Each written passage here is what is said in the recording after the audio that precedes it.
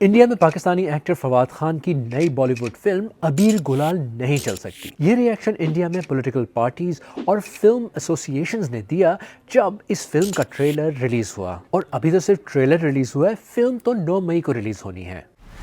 बस एक मैं हूँ, बस एक तुम हो। फ्लर्ट कर रहे हो? Do you want me to?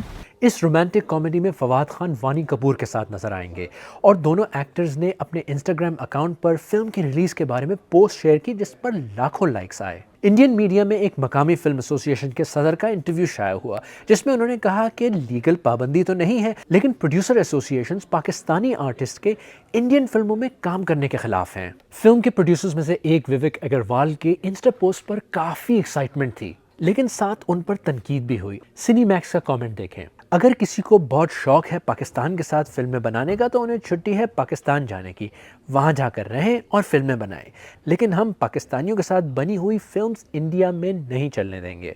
अच्छा, फिल्म के एक्टर्स और प्रोड्यूसर्स ने जो ट्रेलर शेयर किया है वो इस स्टेटमेंट के साथ ख़त्म होता है, ब्रिंगिंग लव बैक।